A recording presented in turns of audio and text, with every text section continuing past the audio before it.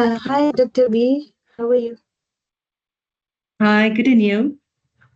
I'm good. Okay, it's a bit early now, but we can still wait a few minutes and then we'll begin the session probably at 1:05. No problem. Thank you.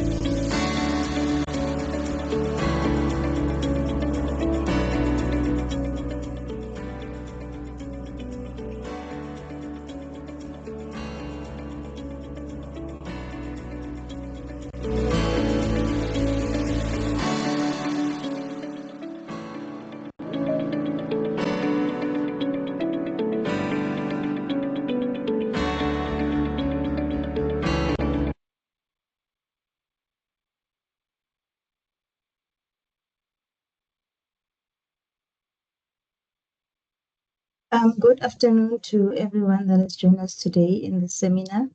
Can I request that we wait 5 more minutes for the other registered participants to join in, and we can officially begin the session at 13:05.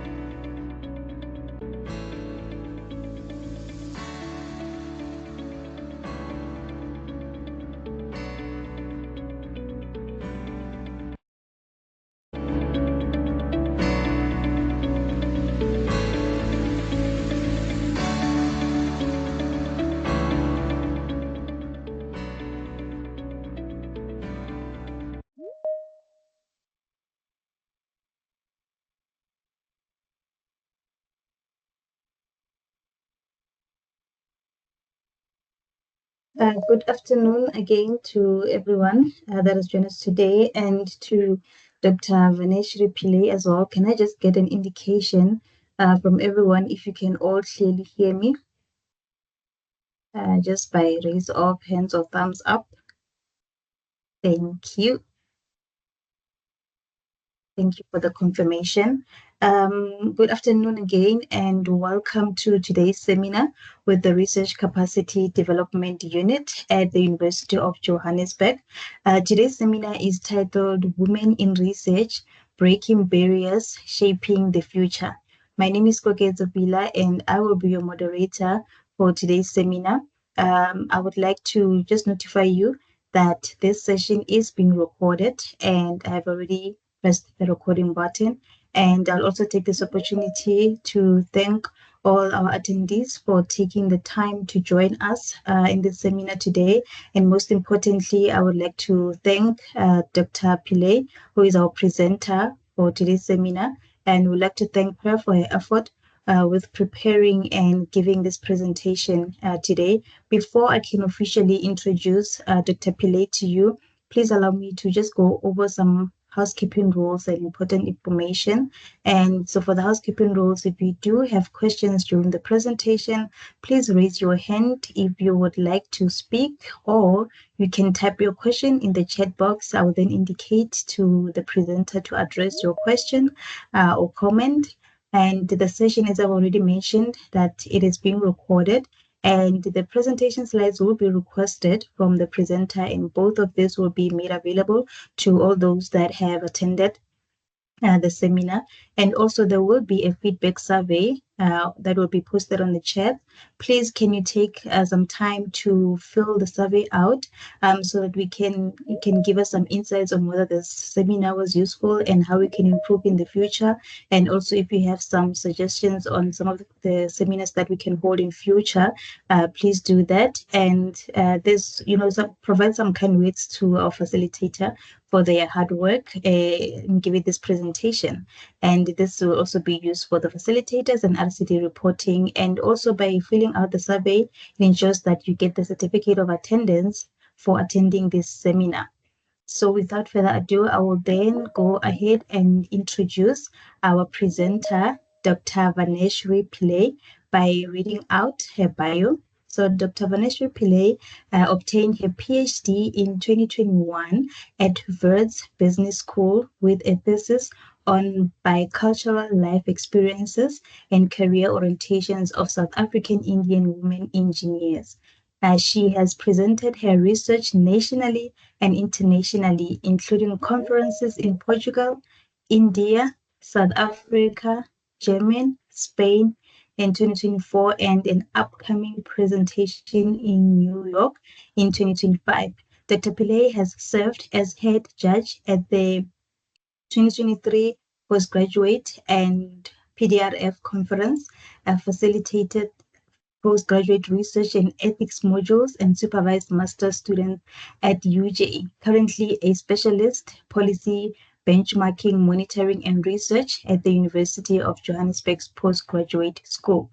She oversees postgraduate policy development, benchmarking, and monitoring of graduate outputs targets across faculties.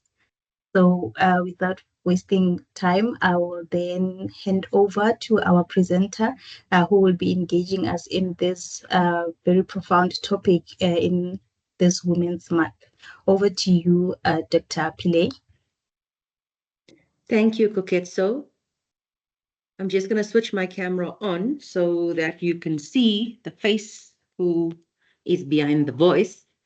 Not a very good hair day, so I'm going to kill my camera so that I can focus on my slides. Okay, I'm just going to share my slides. Just give me a moment.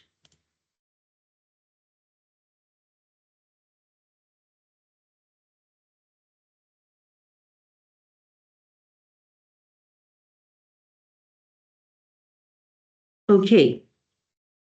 So I would like to, at the outset, thank the Research Capacity Development Unit for affording me this opportunity of facilitating this session, and a special appreciation to you, our attendees, for securing time in your very busy diaries to join us. So over and above the roles that Koketso indicated in my bio, like many of you, I hold other roles or other identities as well. I'm a mother of two kids, well, not kids anymore, I think two teenagers, let's put it that way. One who is 15, my girl, and I have a son who is 19. I'm also a wife, a daughter, a sister, an employee of UJ, and recently added to my belt as well. I am proud to say that I'm a cancer survivor. And I think most importantly, what I do share with you is I am a woman. And being a suffragist at heart, this topic is one that I'm rather passionate about. So I do hope that this session is thought-provoking and will inform fruitful discussions after the presentation. Please excuse me, I want to just declare that I do have notes. So if you hear pages turning, I do have very bad brain fog. Unfortunately, one of the side effects of being menopausal. So I need to have these notes with me to assist me. So if you do hear the turning of pages, my apologies.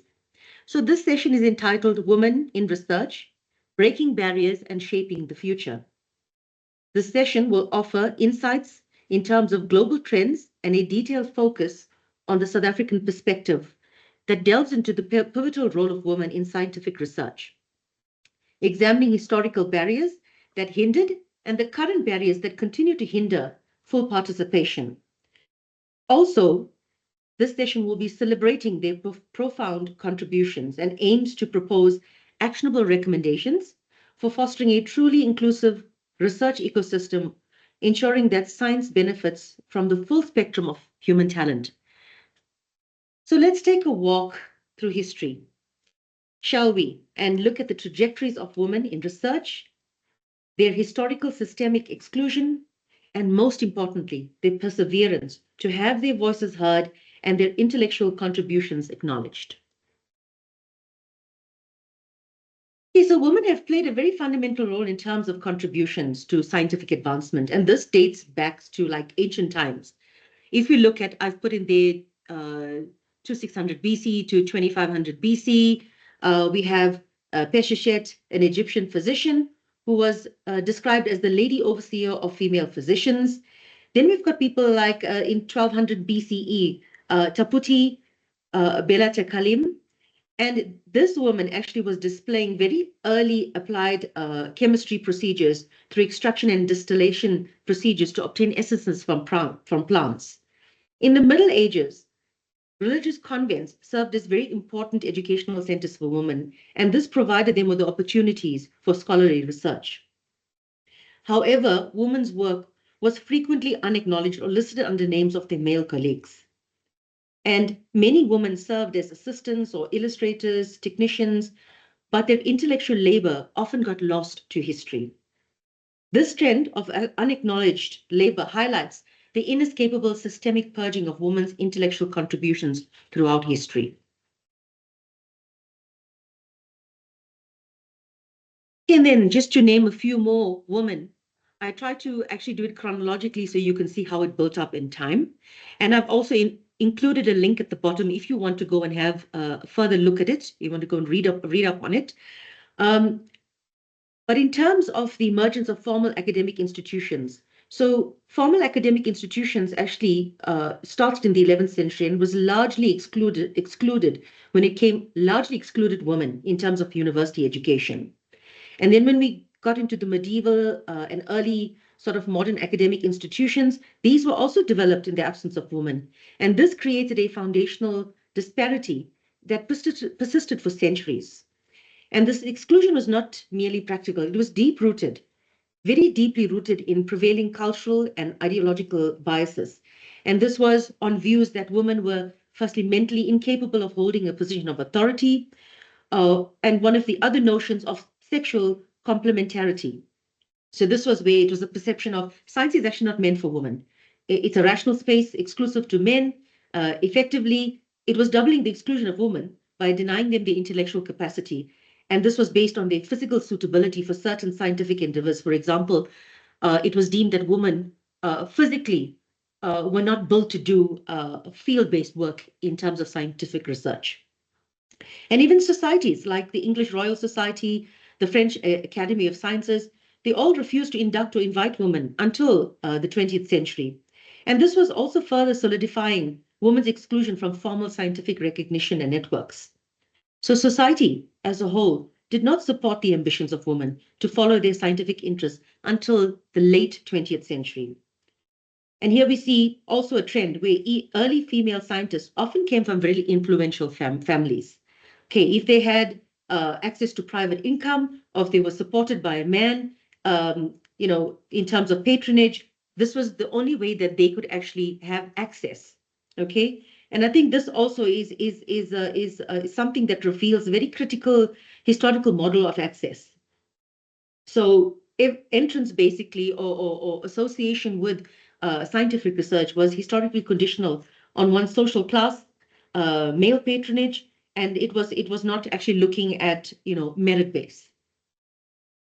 So only a select few women were able to get into science. So they were the privileged few.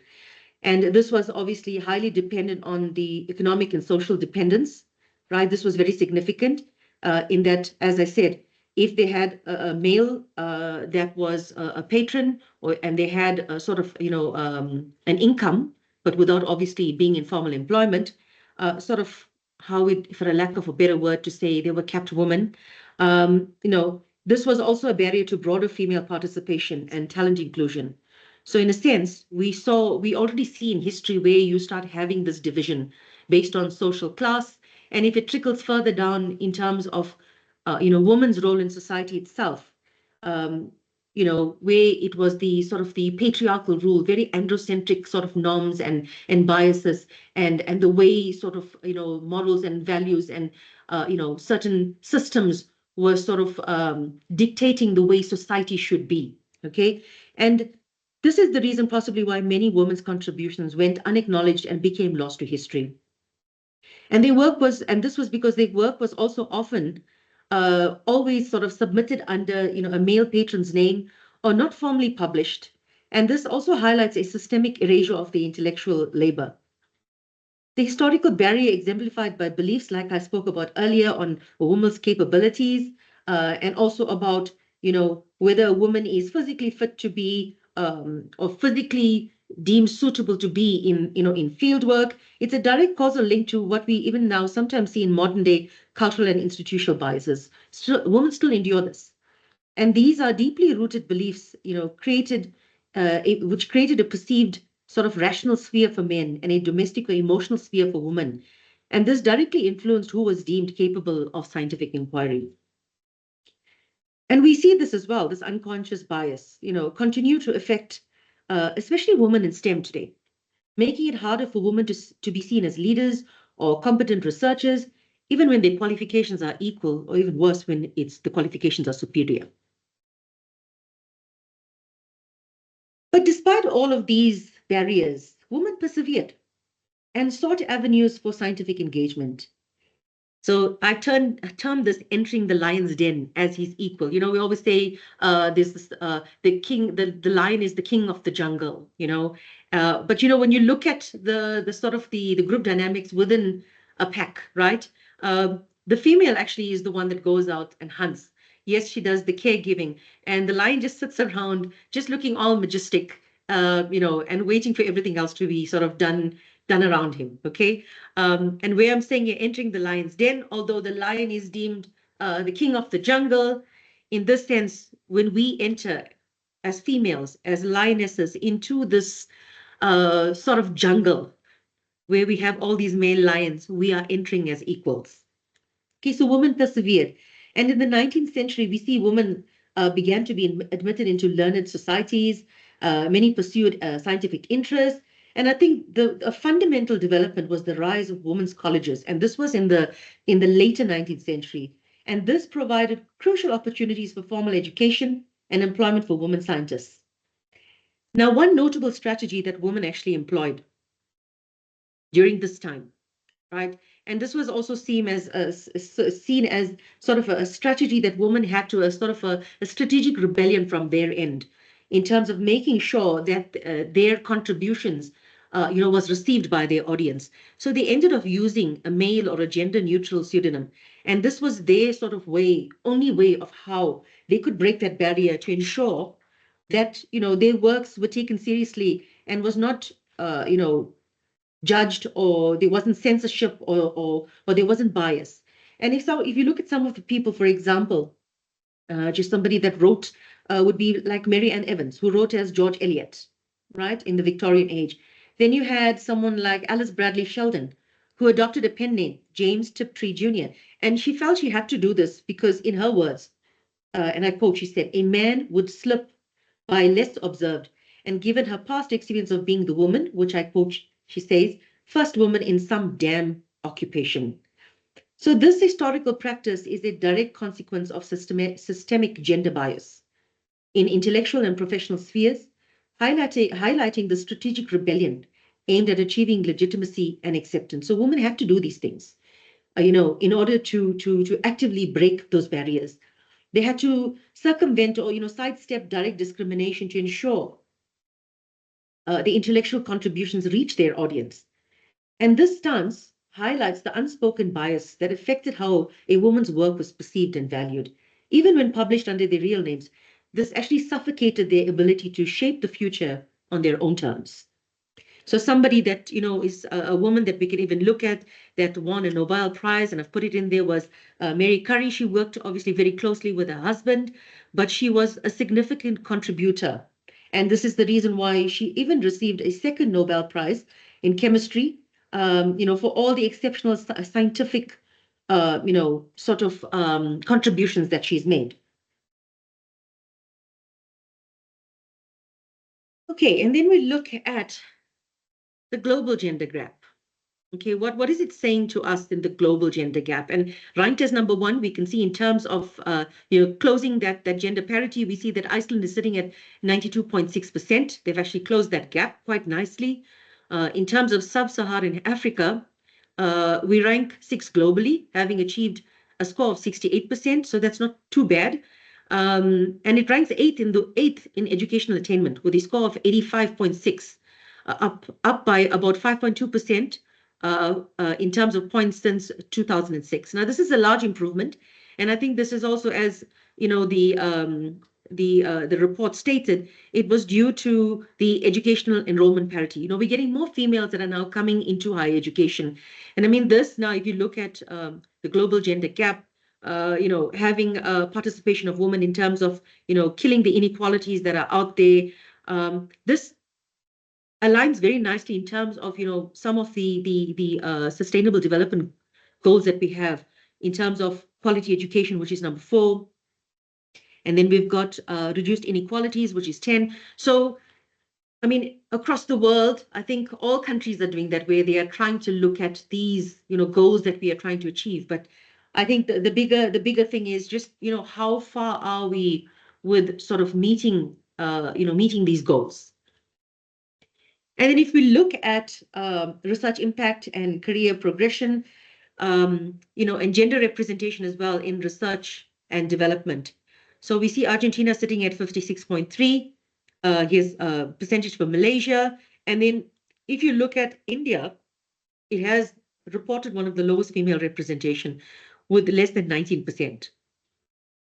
Now, looking at research impact and career progression, so just beyond the mere, I think, the numerical representation, disparities are also manifest in research impact.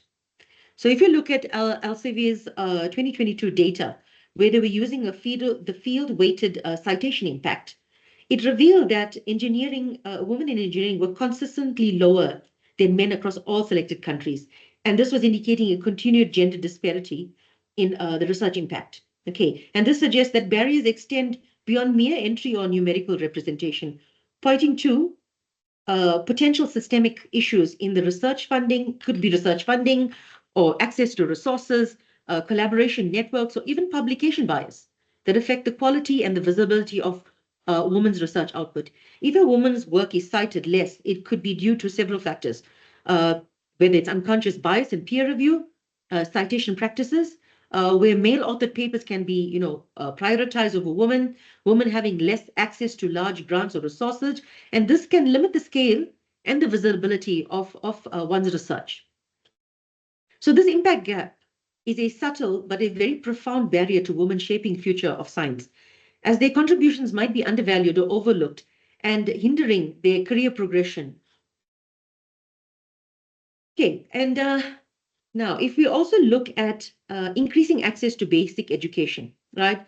So I think we spoke about that when the previous slide where I said the percentage was looking higher, and that we can actually relate to, align to the increasing access to basic education. So that might have been achieved, but the deeper, more entrenched structural and cultural barriers are now the primary problems. And these include persistent stereotypes, unconscious bias, the gender pay gap, lack of family-friendly policies, and difficulties in career progression. Now, if we look at STEM as well, right? If you look at the Athena report or Cracking the Code, these were very important reports that were linked to females association in terms of engineering or STEM specifically. And there were a lot of horror stories that came out of these reports in terms of how women got into these fields, but the kind of things that they actually experienced. Part of my research actually was on women engineers. And some of the things that, and this was in 2020 when I had carried out my field work, and some of the stories that the women sort of relayed about their experiences in the workspace was actually horrific.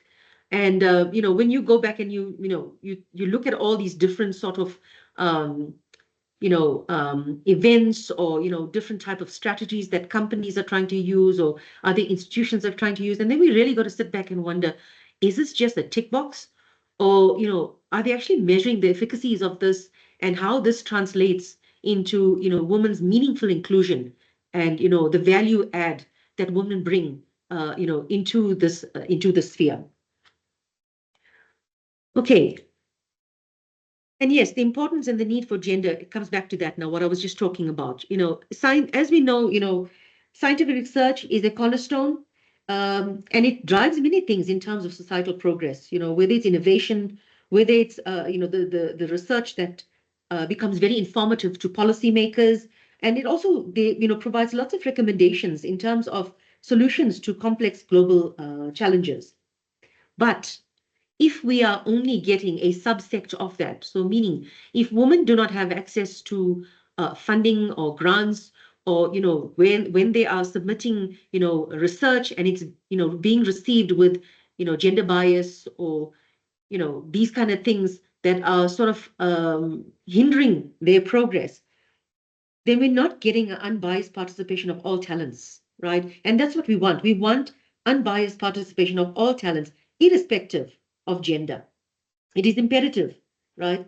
If it is to be, if research is going to be the cornerstone and help with stitching society together and creating that melting pot, where people are equitable, especially in terms of the gender part of it, males and females are seen in the same light, right? Then I think science itself will then reach its true potential. And the current, global landscape reveals a significant gender disparity when it comes to the scientific community. And despite compromising over half of higher education students globally, women still remain significantly underrepresented in scientific research, particularly within STEM, right? Fields and STEM fields and leadership roles. And this persistent gender gap, while exhibiting some regional variations, right? So not every country is going to see the same thing, but it has concrete consequences, right? Leading to limited diversity of ideas, introducing bias in research, because we only now seeing research that's skewed, right? Because when you have men and women in research, women may bring a very different sort of, feel to specific things in society. For example, whether it's looking at the HIV sort of, pandemic, maybe writing from a more, from a very different space as opposed to their male counterpart, right? And when we are seeing this gap, right, this means that it's equaling limited diversity of ideas, right? And then there's bias in the research, and then the risk of the oversight, there's the risking of the oversight of crucial perspectives that will be missed, right? That can be actually addressing quite complex global challenges. So closing this gap extends beyond an equity concern, okay? And it also has an economic imperative, right? Getting women it's actually capable of unlocking a substantial GDP. And women, we know, constitute approximately 1/3 of the global scientific workforce. And this underrepresentation becomes even more pronounced in the leadership positions. And as I said, again, specific to STEM disciplines. So according to the UNESCO report, women comprise only 35% of STEM graduates, and this figure drops further to 22% for STEM jobs in G20 countries, which is half the rate of their representation in the overall workforce. Okay. Furthermore, only 1 in 10 STEM leaders globally is a woman. Now, this pipeline, I'm going to say in inverted commas, the pipeline into STEM fields, although it's showing this increased female enrollment in higher education, globally, since 2005, it is not actually translating into equitable outcomes in terms of careers. And this stats, it's actually confirmed. It actually confirms the pervasiveness of the leaky pipeline effect. I'm sure most of you heard this term, the leaky pipeline effect, where women get into higher education and in various stages of their academic or professional career path, you see them kind of dropping off. And that percentage starts dropping very scarily.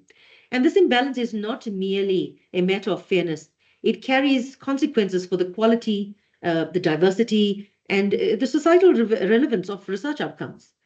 A lack of diverse perspectives can limit the breadth of ideas, right? Remember, I just spoke about that, and introduces bias into research design, into the interpretation, and ultimately, it can actually lead to the oversight of crucial or necessary sort of insights for tackling global challenges effectively. So beyond ethical considerations, addressing this gender gap is increasingly recognized as an economic necessity, right? And this is where some of the studies analyzed, in terms of the hundreds of billions in global GDP annually, and suggesting that, potentially if we get this gap closed, it could unlock hundreds of billions in global GDP. And UNESCO launched its call to action, and this was called Closing the Gender Gap in Science in February 2024. And this Closing the Gender Gap in Science urges concrete steps to promote gender equality in science. It brings together governments, institutions, and the private and public sector and civil society to act. Okay, and then I think if many of you are well read in terms of Kimberly Crenshaw's literature, she speaks about the intersection of identities, right? And how race, class, gender, how they come together and how they shape actually life chances of people in very different ways. Right? And we see like over 50% of science graduates at bachelor's level in sub-Saharan Africa are women. These levels or these numbers drop at higher levels. Okay, so only 43% will pursue a master's and just 28% reaching the PhD level. And this is not, this decline is not just something that's, it's out there and that women are just deciding, oh, I actually don't want to do it anymore. It's so heavily entrenched with socio-cultural norms. It's that sort of like every time you get to a level, there's another glass ceiling. There's like a second glass ceiling there as well. You need to break through these barriers, just to get yourself into a space where there shouldn't actually be a fight to be in that space, right? And many women face this double burden of the professional aspirations. And it's, the disproportionate when it comes to domestic responsibilities. And this is the reality, guys. It restricts a lot of people when it comes to career progression. I know of many women, where they talk about, coming to staffing and promotions, I would like to maybe submit myself, but, if I'm now going to take on professorship, that means I'm going to have much more on my plate. And, my husband's not going to really, like this because that means I will end up spending most of my time, getting involved with students, with research and doing all these kind of things. And, there's so much of expectations at home from me. I need to still go home. I need to cook because once I step through that door, I am not Professor, XXX. I'm not Dr. XXX. I am just a woman. I'm a wife. I'm a mother. I need to get there, stand at the stove barefoot and cook and do what I need to do for my family. So many women sort of, have such a battle with this. It's almost within, and I'm sure I'm gonna say many of you had this battle in your head. It was the silent conversation that was going on. And, you've got this sort of the angel sitting on the one side and the sort of the devil sitting on the other side, like these pros and cons, but do I do this or don't I do this? And, this is the kind of, position women find themselves in, more especially, when you also come from a cultural upbringing. So when we talk about, the way you were socialized when you were younger, the way perhaps your family value system was, the way, the community that you functioned within, the way they saw women as well. And this obviously exacerbated the way, everybody in that community and how it spread out kind of looked at women. And sadly enough, I think we at some point also, our emotional regulation becomes so confused. It's like wrecking balls are going on in there, and we don't know how to get back to ourselves, right? I want some thumbs up, guys. Did you find yourself in that position where you had to actually draw on a paper, the pros and the cons? And the pros and the cons was something that was linked to your career progression. It was linked to something for you, but you had to think about everything else, all these other roles, all these boxes that people have put us into and said that we can only fit into those boxes. And we need to get permission to get into that next box. How many of you have felt this? I can't actually see the screen. If any of you are thumbs upping, I'm not sure. No pressure if you don't want to, but this is a reality. This is an absolute reality, guys. Okay. So in 2022, women constituted 31.1% of science and engineering researchers and personnel in research and development professions worldwide. And then we just saw a modest, it was a very shy 5.6% increase in 10 years. Where it was sitting at 29.4% in 2012. Now we were seeing it sitting at, 31.1%. And this is worldwide, guys. In Europe, while women represent 48.1% of doctoral graduates and 40.3% of mid-level researchers, their representation dropped significantly to only 26.2 in top research positions and 23.6 as head of higher education institutions. According to the African Research Excellence Fund's report of 2025, over 50% of science graduates, okay, this is what I was talking about now on the slide, right? The science graduates from the bachelor's level, right? And then you see a drop when it comes to master's, and then you see a massive drop when it comes to PhD. Now, this consistent drop off in women's representation from higher education enrollment to STEM graduates to STEM jobs, and particularly to leadership role, has been linked directly to that, as what I spoke about now, that second glass ceiling, where women have to overcome early career challenges, face limited representation in power and influential roles. And this consistent pattern is across the globe, right? It's across global data. And it's a problem that is not merely about attracting, the problem is not merely about attracting women to STEM, right? It's now about women are wanting to get into STEM. But when they do get into these STEM environments, it's those systemic issues within the institutions and the cultures that actually hinder even now their attention or their progression, and even worse, their ascent to leadership. So here's that second glass ceiling we're talking about, right? The unspoken bias, the structural barriers that intensify at higher career stages and and this actually requires targeted interventions, right? That must go just beyond entry level recruitment. And this was something, I mean, when I did my thesis, this was something that came out very strongly. Amazingly enough, one of the findings of my PhD was that from these 25 women that I had interviewed, right, it was 23 of them that said to me, the person that was instrumental with them actually applying for a STEM qualification was the father. We were seeing, okay, well, there is change, something is happening. Right, great. Okay, now you can go and you can study. But guys, it was conditional. Some of them said to me, yes, well, I had to really like speak to my parents, and my dad was very on board. But then my mom said to me, yes, you do all of this, you're already doing a man's profession, but don't forget, you still got things to do at home. You need to still get married and have children and do all these kind of other things. So these things, even though that entry level, women got into higher education. I mean, go look at the stats of women that got into engineering and then decided, maybe 3 years or 4 years into that career, that no, I'm actually moving into finance. They did a complete, it was a complete sort of U-turn. And this was not because of not liking engineering. It was not liking the environment where they had to fight tooth and nail just to over and above to be, to be sort of, seen and heard, it's just to exist. It was just to exist was a difficulty. And you see the sort of the white boys, old white boys club coming in. Some women spoke about, well, when they go out, they go to these golf days, and or they're going out to have sort of after meetings after work. They're going to a pub, and it's deemed, no, you need to go. You're not actually suitable for a boardroom. You're actually suitable for a nursery. So you go back home and you need to do things. You're a caregiver. You've got kids. So unfortunately, that's the kind of sphere you need to be. Going back now, what we spoke about, the rational sphere, where they rationalize why men were built to be, in that sort of space, working with scientific inquiry, but women had to be in this emotional sphere because, women did not have that mental capacity, apparently, that they could actually function in a scientific, environment. So yes, this second class ceiling suggests that there are a lot of unspoken bias and structural barriers, and as you get higher in your career, it starts to intensify, right?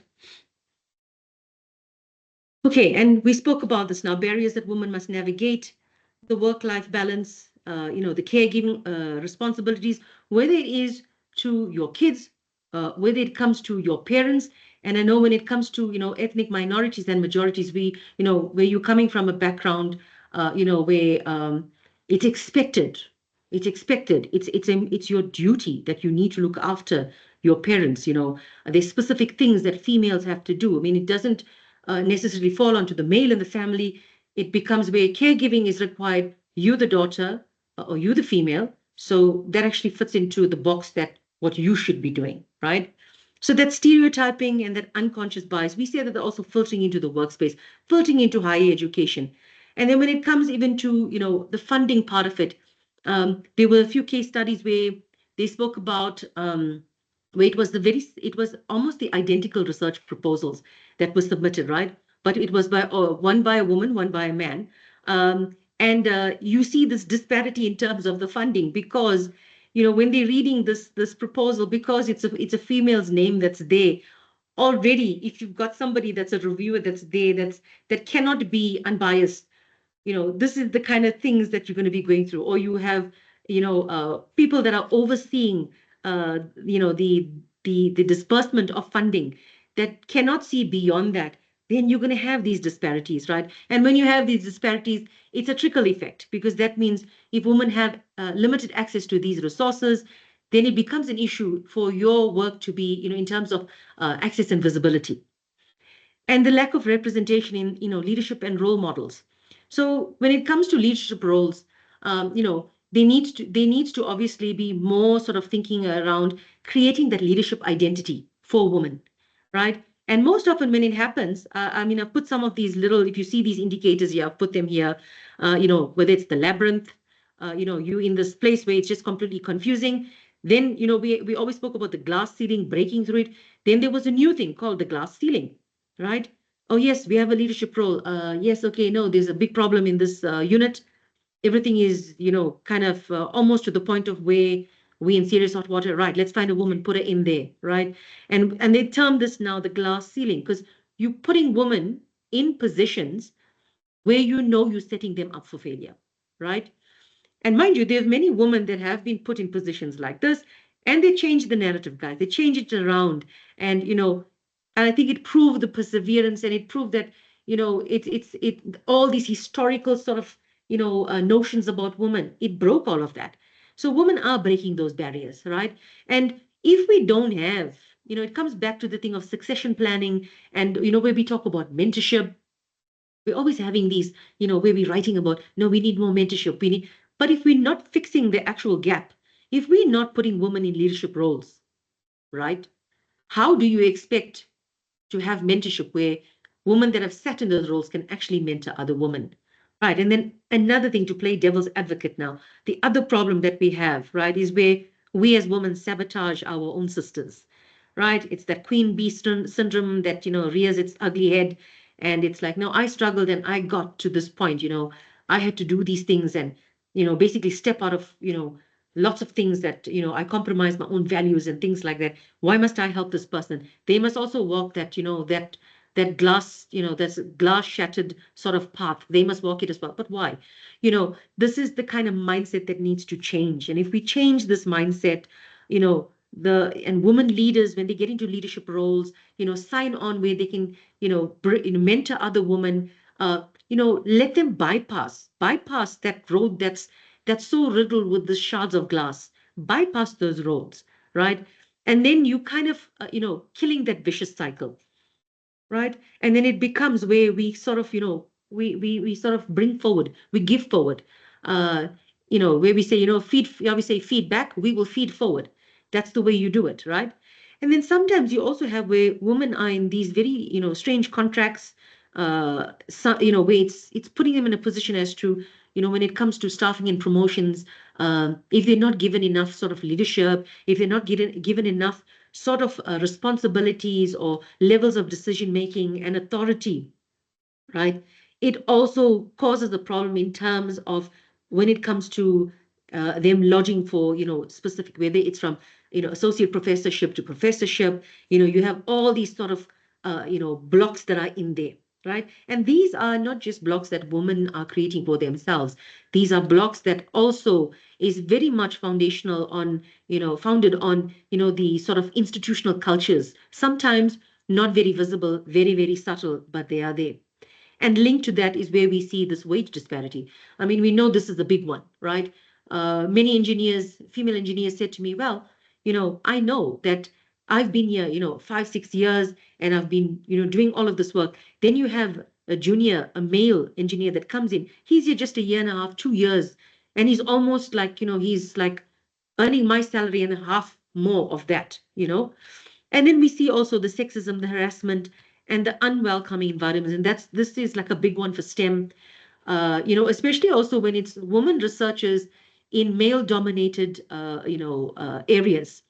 So where it's IT, whether it was also in this, the health sciences, the sciences itself, the engineering part of it, whether it's the mathematics part of it, technology. So these were the actual sort of, the pockets where women were excluded the most. And I think that was also, now, as we spoke about historically, this was based on these notions and, these biased notions on women not having that mental capacity or not being built to be able to do these kind of things. And some of the global strategies and or recommendations that were put out there from various reports, right at the end of my presentation, I do have a reference list. So all my information that I've used here, some of them I put the sources on the slide, but I do have a reference list, so you're more than welcome to go and read up on that, right?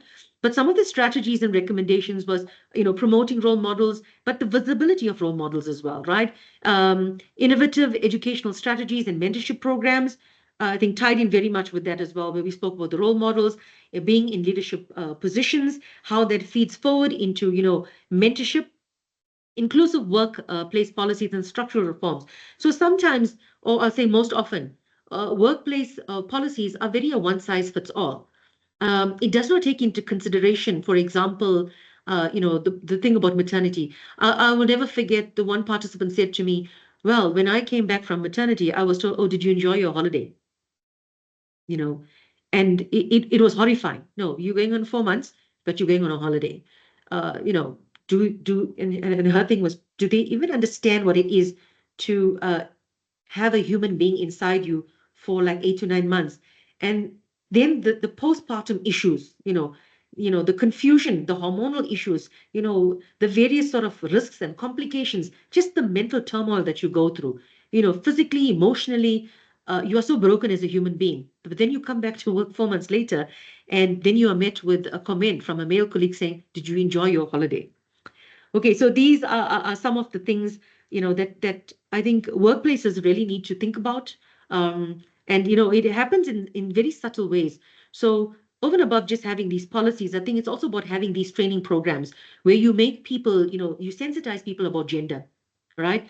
Because when we go back then to socialization, remember, we as women have been socialized in one way, but men equally have been socialized in the way they think about themselves, the way they think about, their environment, the way they think about women, and the way they think about how woman fits into their environment, right? So cultural changes in an institution, very important. And data collection and monitoring. Now that when they spoke about that, I think many bodies are now asking for, when you are doing this sort of data collection and monitoring, they want to see that there is this sort of gender analysis that's there as well, just to make sure that in terms of inclusivity, that it has been covered, and it's not something where it's a sort of a one-sided, a very sort of a diluted sort of, whether it's recommendations coming out of a research. They want to make sure that it is inclusive of everyone. Okay, so we spoke about the work-life balances, the maternity part of it, stereotypes, funding disparities, the representation leadership roles, yes, and then the contracts, the wage disparity, and the harassment, and the unwelcoming environments. Okay, and women have to navigate all of this. This is the thing, it's a lot that we have to navigate. So now let's get to the South African context, right? So in terms of South Africa, I've put some very influential women here. I think you will recognize some of them here that I've put in. Musa, Rehema Musa, Lillian is here as well. Okay, these women that basically fought for the rights of women, irrespective of what race you were. I think it went beyond any of that. It was just about, we are all women. And it didn't matter whether you were, a white woman, a black woman, a colored woman, an Indian woman. As women, we went through that in our own subsect of, our communities. We went through, the discrimination. We went through the isolation. We went through the victimization. We went through the harassment, right? So the South African context, I've put in here a link for you that speaks about the women's struggles in South Africa. I think this is a topic that it really, I don't want to go through. It's a lot to go through, number one. And I don't want to just skim through it. I think it's important that if you don't know the history, please go and read the history. And I think you will then be very, very grateful, to our founding mothers, whether it's the political activists, whomever, the women that were really taking the stance to ensure that our voices were heard. But if we look at women in research and in terms of what South Africa is doing, right? South Africa has actually demonstrated significant strides in increasing the participation and the visibility of women in academic research. And this is over the past 2 decades. And if we look at some of the stats, right, in terms of contribution of female authors at South African universities to the publication of scientific articles, this increased from 31.1% in 2005 to 36.8% in 2020.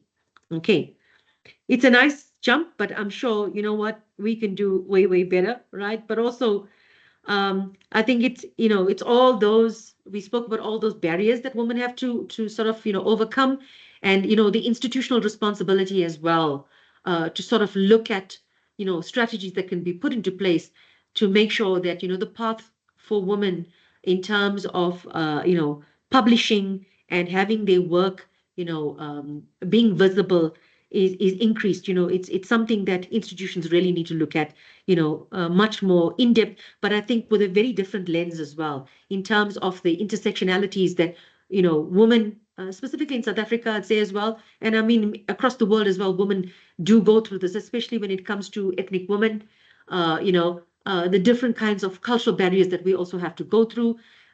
So there needs to be a different sort of lens of inspection as well.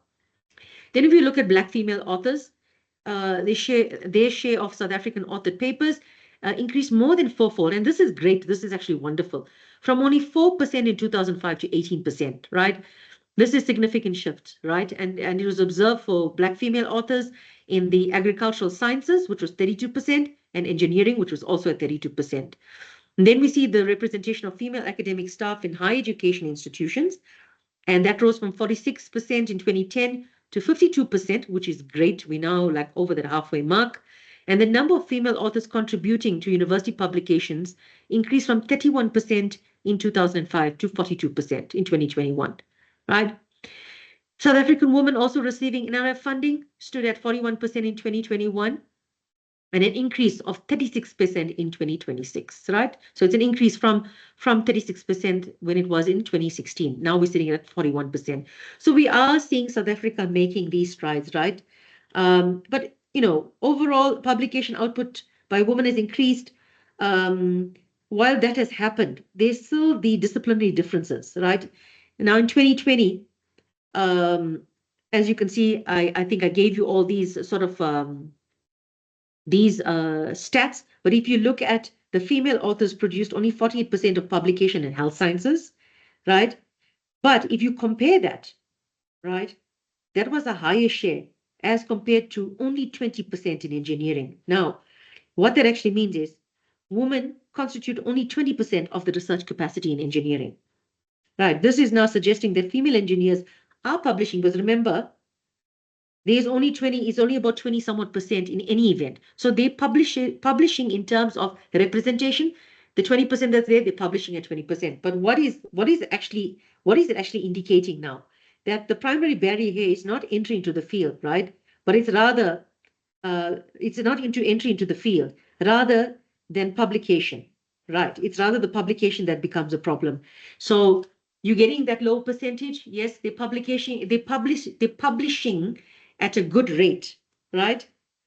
But entry into the field is the problem, because we have a very low percentage, and that is why you're seeing that's translating into the 20% that's forming the contribution to research capacity in engineering. A particularly encouraging trend is the substantial increase to the contribution of Black female authors, like I mentioned, right? And then the large shifts noted of Black female authors in agriculture, we spoke about that. And while white female academics maintained the overall share of publication output in the sector, which was sitting around 27%, we were happy to see that 32% was Black women of color in terms of agricultural sciences and engineering. So this positive trend is reflective that there's a growing role of women, especially Black women, in academic research and knowledge production in South Africa. And despite we saying despite the notable progress, women in South Africa, particularly Black female academics, right, they still continue to encounter profound and complex challenges. And these are shaped by their intersecting identities, which we spoke about. I mean, a lot of it is the lingering consequences of apartheid, right? That persistent systemic injustices, and it continues to pose unique difficulties, especially for Black women academics. And these include like racial, gender bias, the linguistic and cultural impediments, the disparities with the research funds, and we spoke about all of them in the previous slide as well, right? And Black female academics are also, they also often experience this, which is called tokenism, right? The expectation that they must put in more work for institutional diversity initiatives without receiving the same acknowledgement or assistance, right? This phenomenon, it's consistent with the intersectionality. And so I spoke about Crenshaw's intersectionality theory, right? And leads to a higher attrition rate of Black women in academic settings compared to the global leaking, the leaky pipeline phenomenon.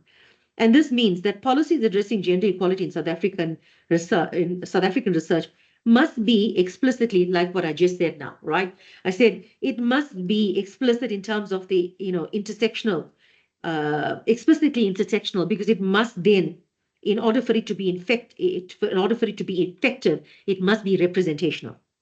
So simply promoting women in science without, addressing this kind of issues, the pervasive issues, for example, even of gender-based violence, it will fail to uplift the most marginalized, particularly Black female academics, as I said, who face this sort of tokenism issues and, the overt and covert sort of racism that we see. And the high attrition rate of Black women compared to the global leaking pipe demonstrates just how intersecting oppressions, they create this unique and more severe challenges, and it requires a very nuanced and sort of a multi-layered sort of a response when it comes to, policy making. Okay, so let's go. Yes, okay, there we go. Now, if we look at the national policies and programs that we've got, South Africa has actually implemented quite robust, sort of approaches to addressing gender inequality in research. And if we look at the Department of Science and Technology, This includes the school-based support, interventions like the Olympiads, competitions, and the talent development programs. And this was all done to increase the pool of girls, that will consider STEM careers or STEM qualifications, right? And yes, we've got this lovely thing that's going, but remember what we spoke about as well. We're getting them coming through, but that leaky pipe is the problem. That leaking pipe is a problem because we get them into higher education, they get into the job space, and then things kind of fall apart as well. I'm not saying, we do have women. I mean, part of my research or the main focus was to say, what makes you stay? If you're having all these problems, what actually makes you stay? And it was just sheer, the perseverance of women to say, no, I'm not going to be pushed out of the environment just because of my biological makeup. I will not tolerate that, right? And, I think one of the things that I spoke about as well in my research was, even as higher education institutions, how are we actually equipping our women, our graduates before they go into this, real workspace? How are we equipping them to, whether it's a simulation of what they're going to be, expecting? Are we doing those things? Or are we just doing textbook knowledge? Here's all the important things you need to know about engineering. Now go in there and navigate, right? But we're not teaching them how to use those soft skills, how to navigate these very sort of parts riddled with this bias, the victimization, the sexual harassment, the wage issues that they have. Women most often get into these environments, and how they feel is you kind of, you're sitting in a boardroom where decisions are being made, but you are actually invisible. Okay, so as it's great that we have, these school-based support interventions, but it needs to feed forward in a way as well. And there needs to be higher education, once we graduate students as well, they become alumni, but we need to then have that engagement. How are our graduates doing? What are they doing out there? Maybe look at also programs where we can, where we afford to our alumni to say, putting together perhaps a workshop to help you navigate these things that you're going to come through. Or look at recurriculating. So we have these things of women studies that even male engineers need to take so that they are sensitized. Because I spoke, again, about the socialization issues that we go through, right? And then we see also targeted funding opportunities, like NRF postgraduate funding policy, which was approved in May. And then in terms of equity in the workspace, we see the Tutuka program and the Black Academics Advancement Program, all great in terms of statistics. In 2019 and 2021, 61% of 1,800 emerging researchers grants were awarded to women, right? This is great, 61%. And in 2023 and 2024, women held 53% of the 1,378 active emerging researcher grants. Now, this is wonderful, right? So we are, as I said, South Africa is sort of, I think implementing these very nice, robust sort of, interventions to ensure that they're addressing that gender inequality when it comes to, the male and the female representation in a space. And then when you look at leadership, I'm sure most of you are quite affair with SAKI's, right? South African Research Chairs Initiative. And of its 199 operational units, operational research chairs, 51% are held by women. Now, that's a huge transformation gain. And I must say, you know what? We have, in that sense, really broken through the ceiling, right? Especially given that women only constitute 37.5% of the university professoriate, right? This is wonderful news. And the other things that, South Africa does do as well is, and I'm sure in many other countries they've got it as well, but we're talking about the South African context now. We've got the South African Women in Science Award. It's a flagship event, and this was held annually since 2003, right? It celebrates the research excellence and by female scientists and researchers, and it highlights, I think the whole thing is, it highlights them as role models for younger or the young women and girls, like we spoke about the program where we have these Olympiads and all of that, right? These women actually serve as role models to these girls, by seeing these women doing these wonderful things. Even if there's this, this, as I spoke about the devil and the angel sitting there telling a girl, you should I or shouldn't I? or even you within your academic, space as a researcher, should I or shouldn't I? I think you need to sometimes go back and look at these things, and that should be your answer. You should. Okay, and also supporting nonprofit organizations founded by young Black women, Black young scientists and researchers, such as the Inkatutu, I hope I'm pronouncing this right, Inkatuto, EduPropeller, Black Woman in Science, and Nematech. And at the institutional level, right? So this is now some at some higher educational institutions, and me being from UJ, I can speak about UJ. And when we open up discussions, I think women that's in this and men that's in this session can also talk about what your institutions are doing, right? But in terms of the University of Johannesburg, they launched the research leadership program. Okay, they recently also had the awards where they present awards to to people that have basically functioned very, very well. And this leadership program is partially funded through the ACU Gender Grant, right? And the aim of this program was to strengthen the leadership skills of specifically Black female researchers and to accelerate their advancements towards becoming world-renowned scholars, right? And we've got a good few of them in our midst. I mean, in South Africa, we've got a lot of them, right? And if we look at the University of Johannesburg, also on the 14th of August, they launched their Women in Leadership Alumni Desk. So they have a Women Leadership Development Program. And you have a cohort of women for a year that, are exposed to this program. And these women then become alumni. And part of the thing that the alumni of this leadership program actually feed forward is by mentoring other women.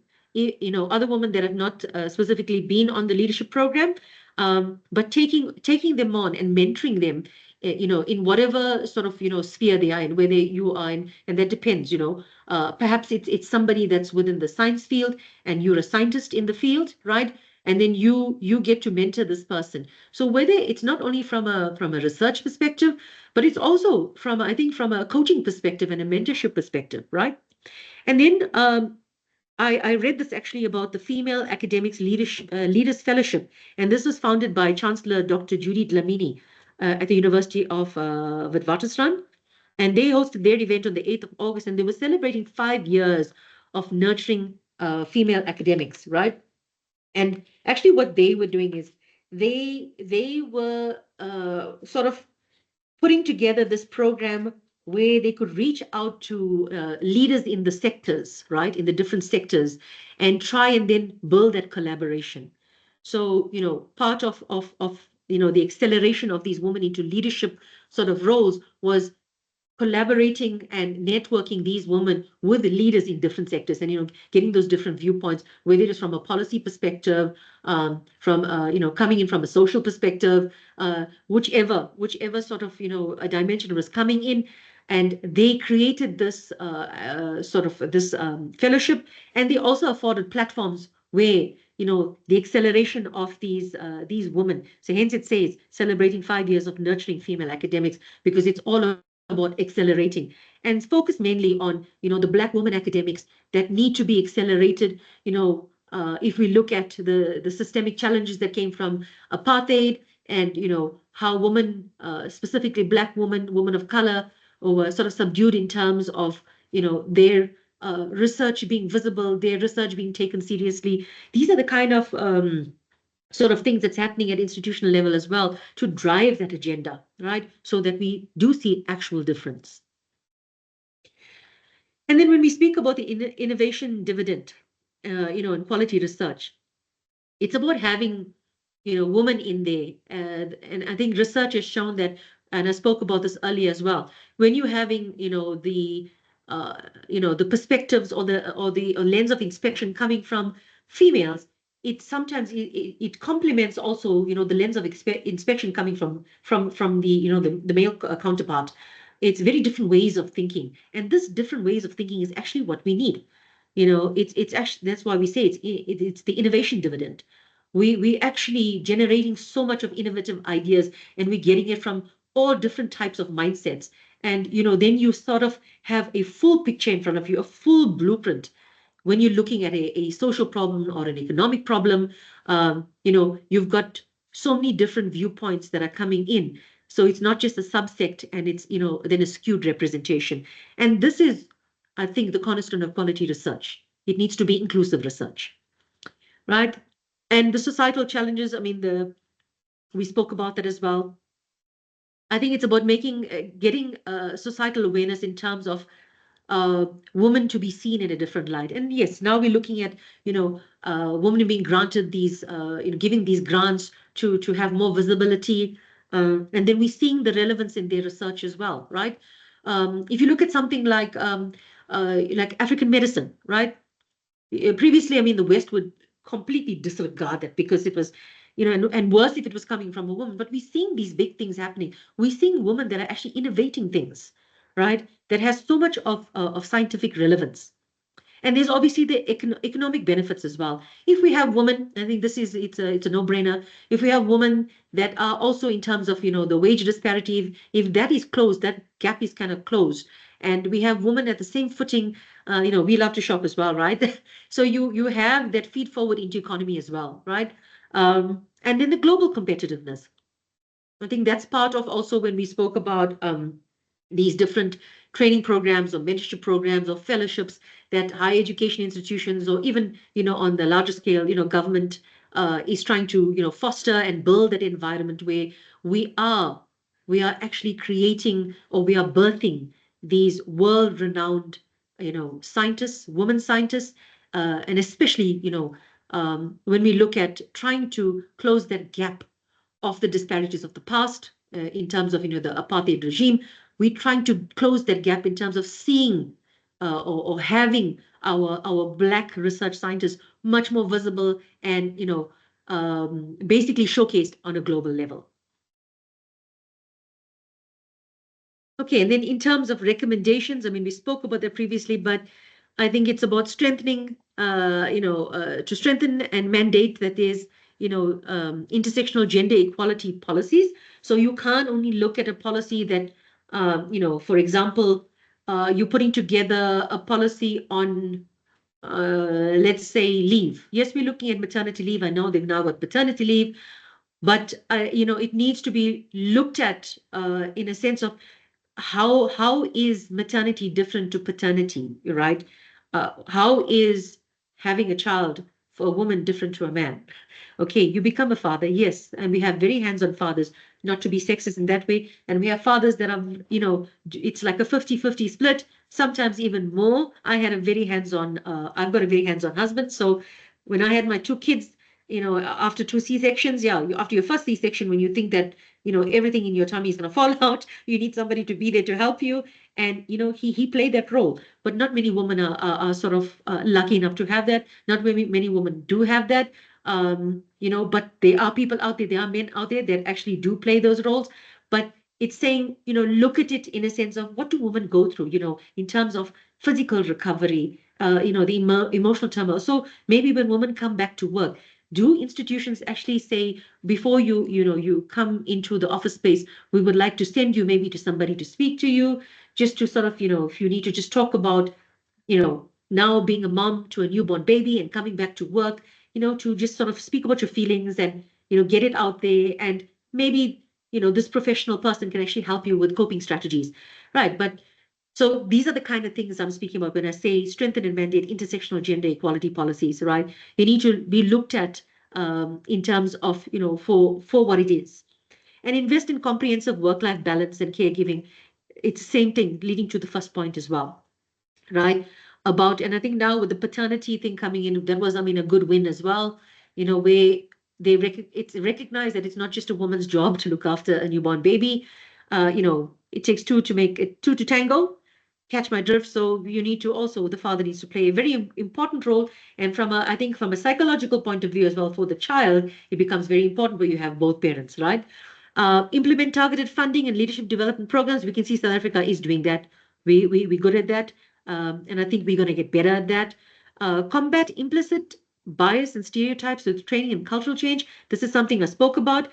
So our transformation officers, even induction, when we have inductions, we need to have that where we're speaking about the men-woman issue. And it's not only about sensitizing men, it's also about sensitizing women that are very unfamiliar on how to work in an environment where there's a lot of men, right? When you come from a background where, especially if it was in a very patriarchal sort of framework, it is not easy when you come into an environment where you need to now sort of rewire the way you think, rewire the way it is not an easy thing, right? So these are some of the things to train in terms of, the cultural change, like how we say change management in a university or change management in an organization. Let's bring an expert in and help us with the change. Well, it's the same thing, all right? Promote and celebrate, we're doing that, okay? And integrate sex and gender analysis into the research. I think most of the research we're seeing now, because gender has become such an important and such a controversial sort of topic. We're seeing a lot of research that is actually aligned a lot with gender equality, transformation in the workplace, all those kind of things, and supporting grassroots and community-led initiatives. Right, that's something important that we need to do as well. I think I was reading. It's a UJ alumni that's got her own sort of it's an innovation. She's from FADA. It's to do with design, but she designed, actually, if I'm not mistaken, I think she said it was the 2 rand or the 5 rand coin. She actually did the design on that. She's got her own little thing, that a little starter up, and now Fly Safe is also sort of got onto that as well to assist her with the funding. So we need to look at these kind of things as well, and I know lots of universities are doing that, where they're going into the community as well, because it goes over and above just, saying women in higher education are the only women that are innovators. You are getting women that are in locations that are brilliant innovators, but that intellectual knowledge is being lost. It's not being taken, and it's like getting a rough diamond and polishing that diamond, and it's got value, but we're just not seeing the value, right? So those are some of the recommendations. And I just put in a very interesting read here. It's a UN report, and it basically speaks about social protection to promote gender equality. So if you have some time, go and have a look at that. It's got some very nice stuff that you can actually read up on. Okay, and then I'm at my conclusion now. And I want to say that the journey of women in research, from historical exclusion to current leadership, is, I think, a testament to the unwavering determination and the profound intellectual contributions, right, of these women in research. Globally, while this still requires progress, we're seeing that persistent leaky pipeline, the second glass ceiling, especially in the STEM careers, and the overall impact of research, right? And the consistent drop off, there seems to be a stagnation in terms of STEM representation, but I think there just needs to be increased awareness in terms of the deeply entrenched structural and cultural bias, right, including work-life balance and implicit stereotypes, funding issues. These all remain significant impediments. They're not going to be fixed overnight. It's something that requires the right people to be sitting in the room, and voices to be heard, but not just heard. It's to be heard in a meaningful way and to be acted upon, right? And South Africa, presents a very compelling case of, it could be a case study of a country that's in proactive transformation. Okay, despite facing, the intersectional challenges which we spoke about, apartheid, right? And this is obviously, it's pervasive in terms of, Black women and their sort of representation in the scientific space. Also, in terms of the pervasive nature of gender-based violence, the nation has targeted policies and programs, right? And the substantial increase in female author publications, the NRA funding for women. We spoke about the SAKI, the research chairs, particularly for Black female academics. It's demonstrating the power of, deliberate intersectional policy intervention. So we're seeing that happening now, right? And the focus of many South Africans and African scientists on homegrown solutions. I spoke about the homegrown solutions to critical societal problems. We're seeing that different sort of, mindset coming in, and it is highlighting how, diversifying the research community directly, it actually enhances the relevance and the impact of scientific endeavors, right? And the evidence is quite clear. Gender equality in research is not, merely an ethical imperative, right? It is but a strategic necessity for scientific excellence, innovation and if we're going to have societal progress. And South Africa is definitely showing progress in, in terms of in this global landscape. And I think, the nation does face, as I said, the unique intersectional challenges, but we are working towards it. And it's something that, gender diversity, as I said, in research, if women researchers are instrumental in addressing, critical societal challenges, whether it's ranging from health disparities to environmental issues, they are introducing diverse perspectives and they're posing novel research questions, and that might otherwise be overlooked. So making sure that we have multi-layered interventions, to ensure women's full and equitable participation in shaping the future of scientific research is actually imperative.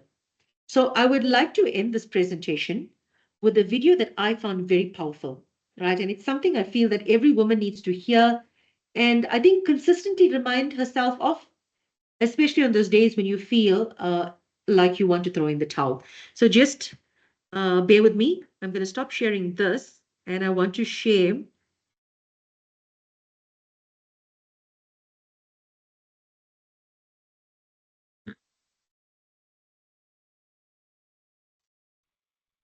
I can just get a thumbs up that you can see it.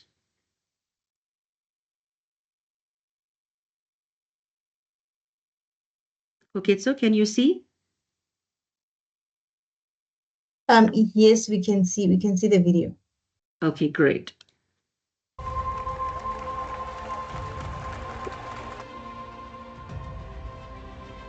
I'm to be a commodity, part recreation, part reproduction. I'm to be a currency, a prize to pride over masculinity.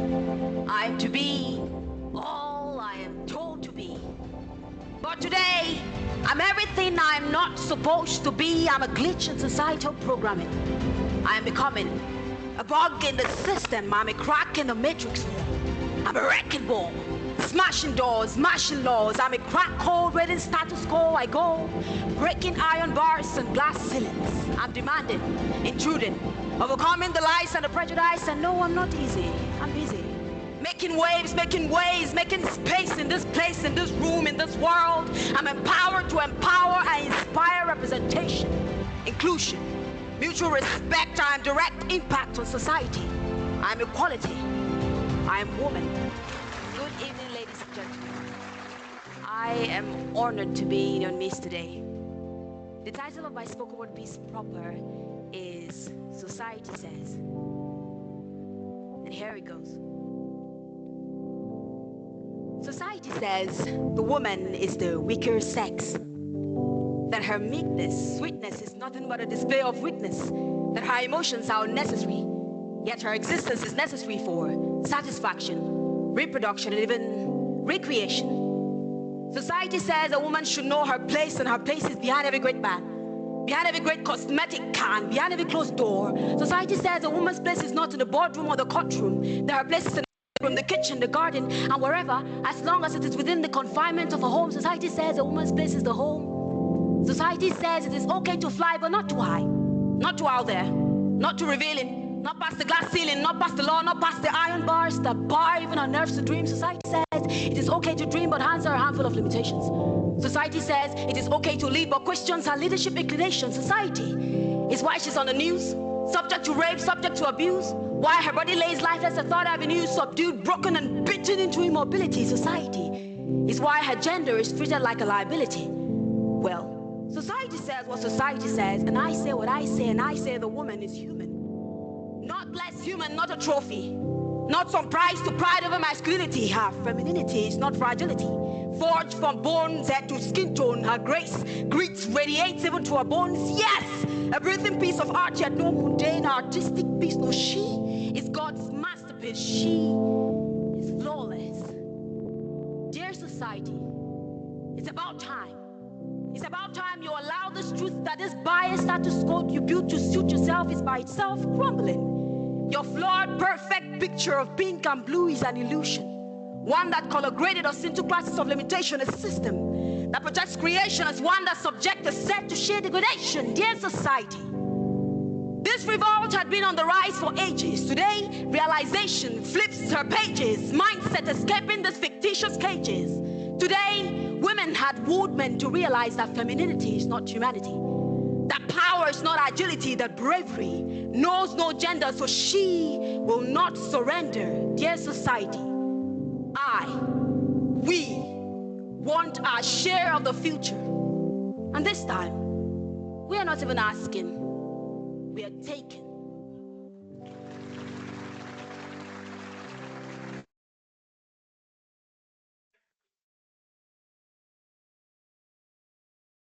Okay, I'm just going to close that up.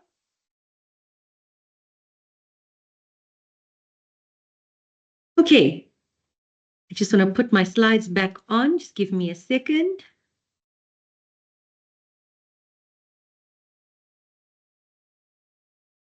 To the bottom.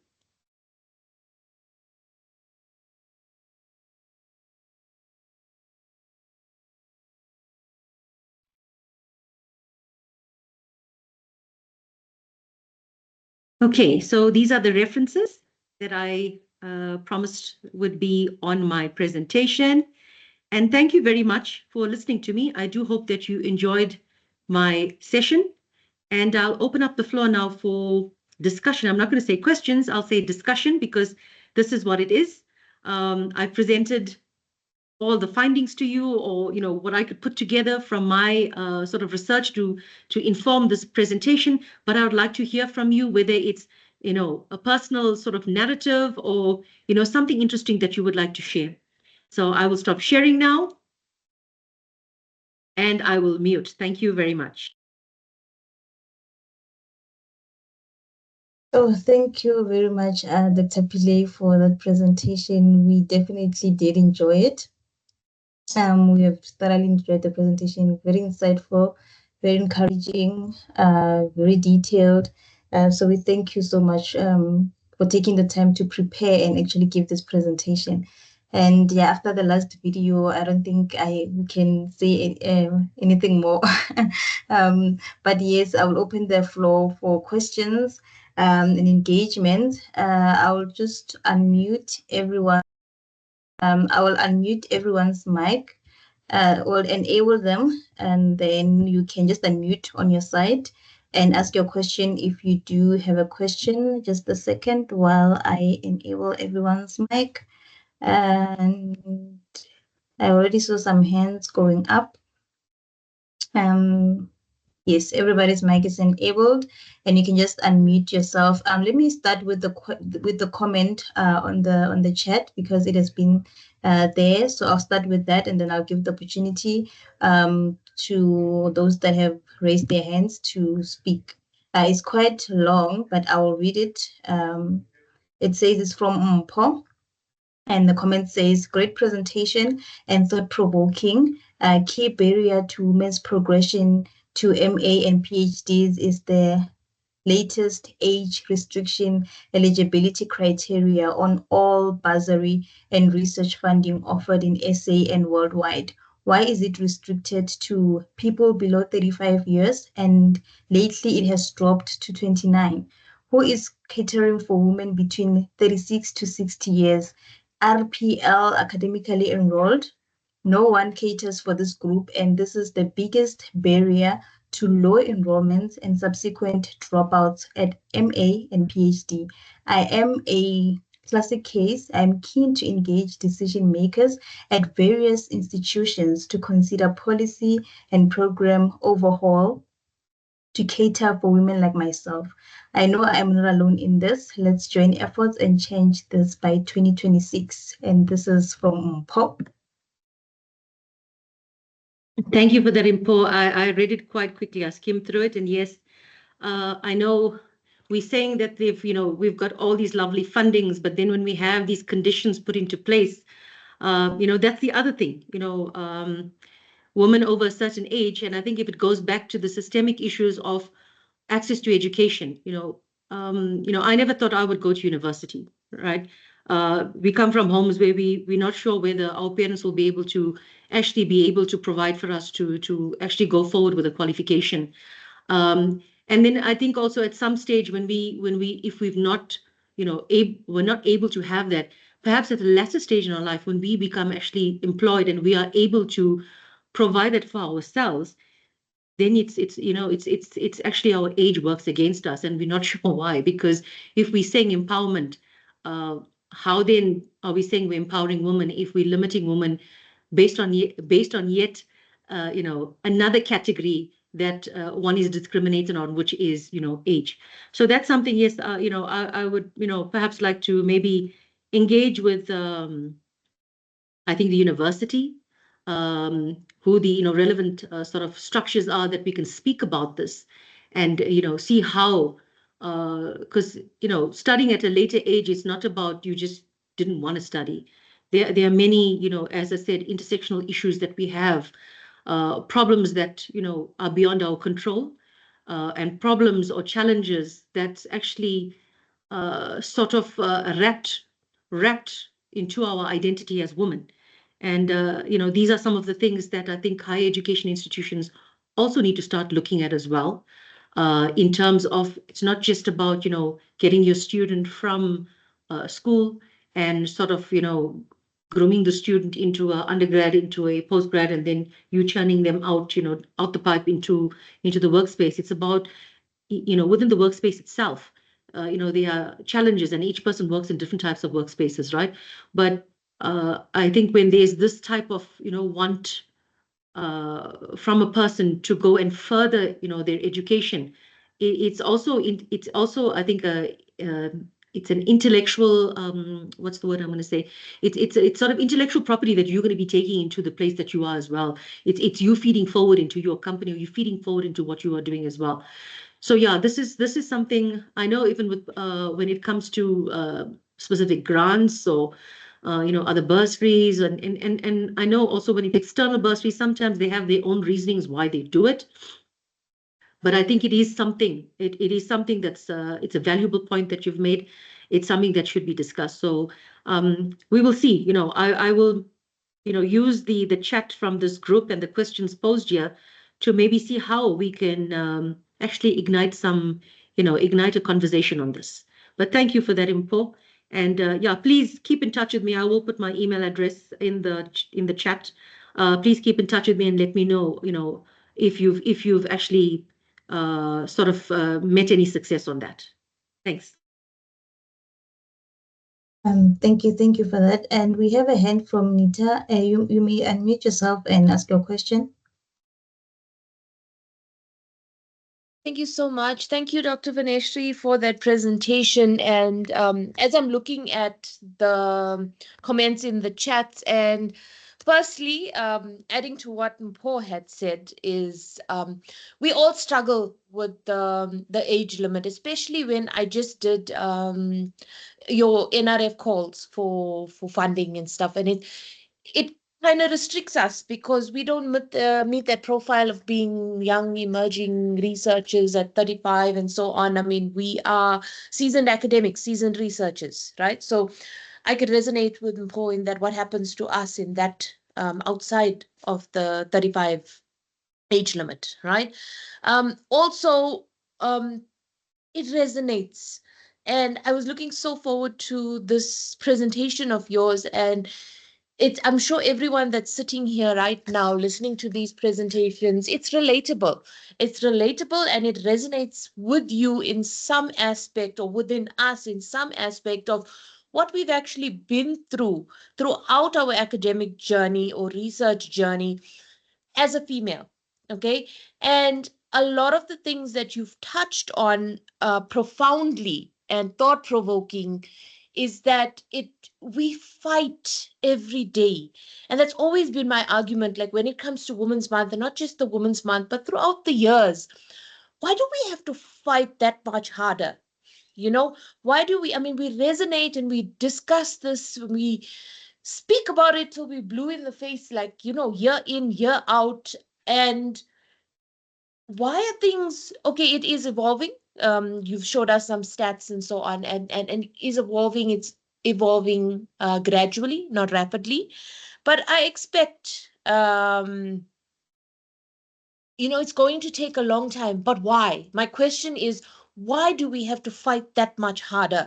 Why do we have to work that much harder than our male counterparts? Why is it easy for them to progress, and why is it difficult for the females to progress? I'm not going to say that, and okay, I don't want to give up my faculty or my department, but obviously those of you that are sitting here probably know me and know where I'm located. But the thing is, I'm not saying that it's lack of support. All I'm saying is, why is it much harder for us to climb that ladder? Why is it much harder for us to have our voices heard? You know, and as women, we got to push so much because we keep saying male dominated, male dominated. It shouldn't be male dominated, and it shouldn't be that you have a male in leadership and a female in leadership. That needs to fall away. That whole female in leadership thing, I feel, or woman in leadership thing needs to fall away. It should just be leaders. Why are we defined by male and female? We should just be defined as equals, in that it is a leadership position, and it shouldn't be seen as we meeting as, okay, you are an Indian South African female, or you're a Black South African female, you're fitting this quota, you're fitting that demographic and so on, just to meet a number, which, like I said, it's a lot. So there's a lot more I can ask, but I know there's others that are probably waiting. But I don't think it was so much as I'm asking, it's rhetorical. Why do we have to work that much harder when we have the same qualifications, we have the same experiences, we have the same skills? We should be on a level playing field. Why is it every year we go through this, we go through the talks, and we still saying women need to be up there? Yeah, that's just my 2 cents. Or else I can talk about this much as passionately as you speak about it. I can go on and on. But yeah, that's my question. Yeah, I think, and hence I know it was such a long presentation, but I had to go back to the history of it. And I think the history it's our histories that have also, been the biggest contributor to this, and it's that never ending sort of vicious cycle that we need to go through.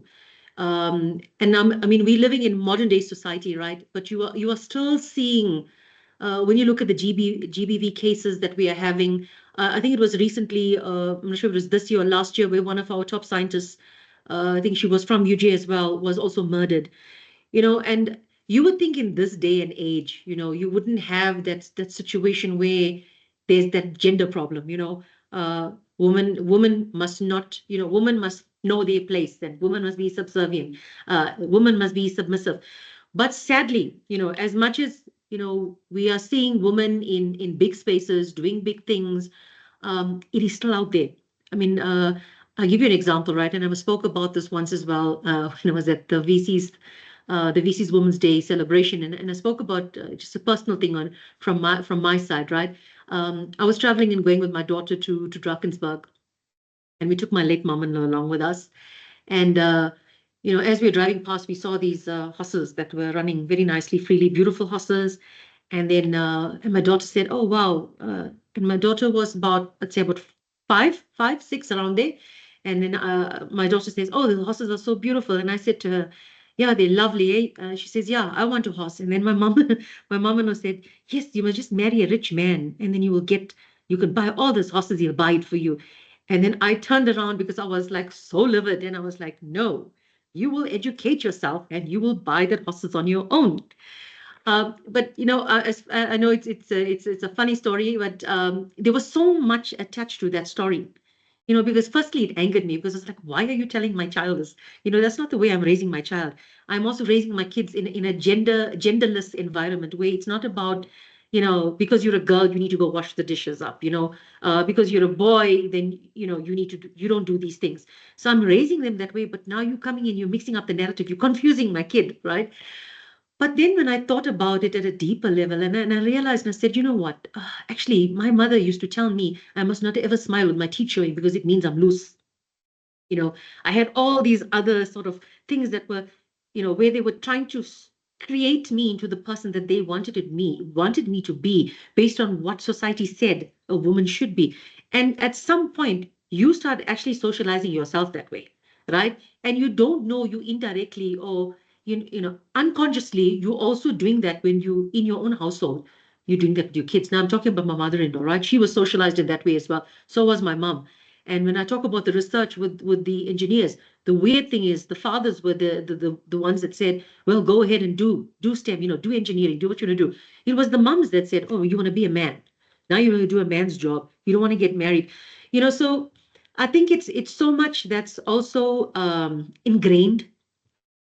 I don't know how we're going to break that because as much as we say we have these talks and you know we have this Women's Month, you know, yeah, you know it's for this month of August we say all these things, but then once we hit the 1st of September, it's like okay, the women issues now need to be put aside, and you know status quo, and then we must just go on like yeah, as you said, quota, you know, oh no, this one here, you know, we need to put this person in that place or that person in this place, you know, and it kind of demotivates people as well because you know even if we are doing these kind of things, it should not be something for a month.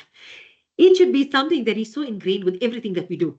You know, whether you're joining university and you're having an induction session, they need to have gender, you know, something that's talking about gender sensitization. Sorry, it's such a tongue twister. They need to have these things. If you're moving into a new department, for example, that should form part of it as well, right? And as I even spoke about that, you know, women coming back from maternity. I mean, I came back from a dreaded illness. I had breast cancer. I came back, right? And I came to university. There was not even a reach out to say to me, you're a woman, you know, men also have it, yes, but I'm saying, you know, to reach out from a different level, not just about you coming in as an employer. Are we actually seeing, you know, what's going on with people? Are we actually worried about our employees? Or is it just about, we'll do this for the month, we tick the box, we can put this on our news and say we've done all these wonderful, fabulous things for Women's Month, and then come September, we're back to square one. So I think, you know, my thing is, Profita, I feel us as women, we need to start, we need to cut the silence. Because what happens is when these things do happen, you know, where you apply for a job, for example, and suddenly you see this, they've given it to this person who you're like, why? You know, I've worked myself to the bone, I've done all the things. And then we just say, you know what? I'm just not going to take this up. So we need to do what I think our founding mothers did, where they took the streets and they voiced their opinions and they forced. It's like what this video that I played for you guys, and that's why I played it. I wanted you, and I said, watch this thing whenever you feel you need to throw the towel in, because we sometimes also tell ourselves it's almost like a self-sabotage. We're so tired of the same thing. It's like, no matter what I do, it's not going to break. It's still going to be the same way. Sometimes we need to let the ball drop. Sometimes we need to create chaos in order for there to be, you know, for us to have what we would call that utopia that we're looking for. And I think most women are very afraid to speak up. They're so afraid because that voice then once it's voiced, you are looked at as the outlier, you looked at as the problem, you looked at as the person that doesn't know how to just shut up and sit down, right? So I think that's what we need to encourage in women. You know, you don't need to be disrespectful, we don't need to lose who we are, but we also must not lose ourselves in the process of, you know, we just want to keep things the way they are just to keep the peace. Sometimes we need to have that bit of we need to roar a little bit to get, you know, what we want. And not just for yourself. When I'm saying, you know, make that noise, I mean as a collective.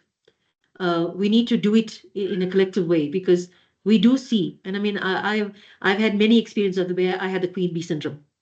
I had people that did that to me. I had women that did that to me. You know, as soon as I got my PhD, I was treated like an outcast. I'm like, how is having a PhD make me an outcast? I'm only trying to better myself. Why is that not sitting well with you? You know, and you know, you want to encourage one, but then you get. So we need to have, when we say sisterhood, I think that's what I'm trying to say. But we cannot be silent in our sisterhood. We need to make noise. We need to say the uncomfortable things. We need to speak about the elephant in the room, and you know, but obviously do it in a way that we know, you know, that it is going to bring sort of, you know, meaningful action. So that's my 5 cents or my 2 cents worth.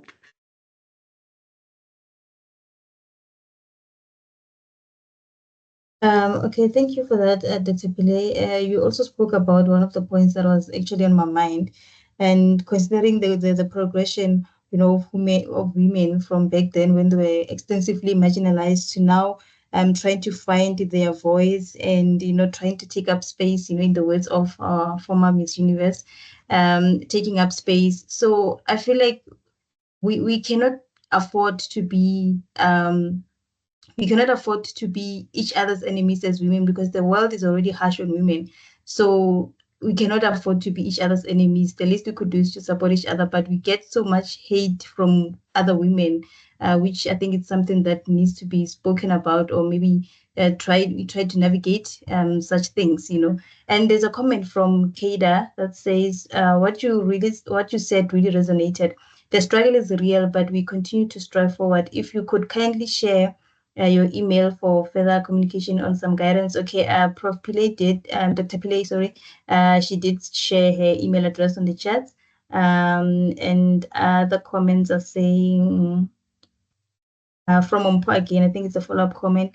Thank you, Dr. Pillay. Change will only come when we stand united and call for policy change on this. I suspect that this age restriction was introduced by someone who has never had to take career breaks to focus on other family roles. Then she provided the email address as well for further communication. And we have a comment again from Perseverance, which says, thank you for this great presentation. This got me to thinking about something I have heard the married women thanking their husbands for allowing them to further their studies. Never heard the same from men. So if the husband does not grant the permission, then we lose a female researcher. Imagine. Yeah, so And- perseverance, I just want to cut in there. Your name is what you should be doing. You don't need to thank anybody for allowing you, right? I think, when I talk about this, even to my daughter, I speak to her, from a spiritual level, and I say to her, you know what? If we were meant to, okay, somebody's got their mic on here. I'm not sure who. If Yeah, I'll we try were to meant, mute. thanks, the thanks, mic. thanks, Thank Koketso. you. If we were meant to always be asking someone permission, or where you like kind of glued to somebody, when you get married, then it's like, I need to ask this person for everything, and I need permission for everything. We came into this world alone. You came alone. If you were supposed to be with that person and be ever subservient to that person, then you would have been born with a contract in your hand from God telling you, this is who you're contracted to be. You're coming to this family. You should be marrying this person, and then you should be thanking this person when you get to study. So yeah, as I'm saying, persevere. We don't need to be thanking anybody for who we are and who we make ourselves into. That power is in our hands, right? It's in our voice. And I think that's what I was trying to say when I spoke, reply to Prof. Nita's comments, was to say that we can do it. If we're seeing all these little things that are happening, it's that sometimes I feel that when we're doing it, so we're sitting at our desk, like see what I'm doing now, we're sitting and we're talking in this room, just a few of us, but we need to have the way, when it was in the apartheid days and people used to go out and we used to go and rally and do these things, we need to make noise. We need to make noise, because if we don't make enough noise, then we're only remembered in August and we are forgotten thereafter. Sorry about the Koketsa. I just wanted to jump in. You can carry on. Okay. There's a comment again from Kada, which says, I could not become a pilot because it was not an ideal role for a Muslim wife. It's crazy the things that restricts us. And from Patience, which says, thank you, Prof. Pillay. You hit the nail right on the head. Going by my admission letter and the university rules, I'm supposed to finish my PhD this year. But as life may have it, I needed to take a year off to have my baby and take care of her until she could go to daycare.